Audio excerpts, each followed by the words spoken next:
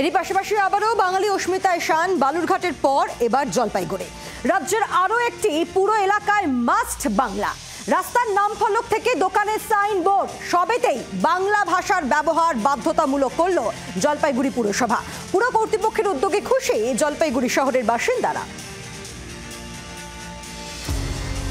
শহরের সর্বত্র বাংলায় সাইনবোর্ড লেখা বাধ্যতামূলক করার কথা ভাবছে কলকাতা পুর নিগম। মহানগরে বাংলা মাস্ট হওয়ার আগেই এ বিষয়ে সিদ্ধান্ত নিয়ে ফেলল রাজ্যের দুটি পুরসভা। দক্ষিণ দিনাজপুরের বালুরঘাটের পর এবার বাংলা বাধ্যতামূলক করার পথে জলপাইগুড়িও। বুধবারই জলপাইগুড়ি পুর প্রশাসন সিদ্ধান্ত নিয়েছে, শহরে প্রতিটি রাস্তার নাম ফলক বাংলায় লেখা হবে। বিজ্ঞাপনের হোর্ডিং ও দোকানের সাইনবোর্ডেও বাংলা লেখা বাধ্যতামূলক। বাংলা ভাষা ব্যবহার নিশ্চিত করতে কড়া নজরদারি চালানোরও সিদ্ধান্ত নিয়েছে জলপাইগুড়ি পুরসভা।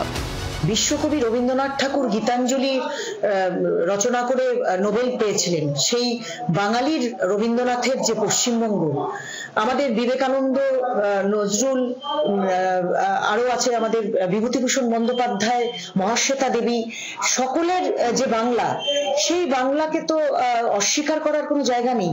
অতএব বাংলা ভাষাকে রক্ষা করা আমাদের সকলের দায়িত্ব কর্তব্যের মধ্যে পড়ে। পুর প্রশাসনের এই উদ্যোগে খুশি জলপাইগুড়ি শহরের বাসিন্দারা। তারা চাইছেন সাইনবোর্ডে বাংলা থাকুক, এর পাশাপাশি সব ধরনের ভাষাভাষীর মানুষের সুবিধার জন্য ইংলিশও থাকুক। আমরা পশ্চিমবঙ্গে থাকি, বাংলা ভাষার গুরুত্ব দিকে, বাংলা ভাষার যে গুরুত্ব আছে এটা বোঝানোর জন্য বাংলায় হোর্ডিং থাকাটা খুব ভালো হয়েছে।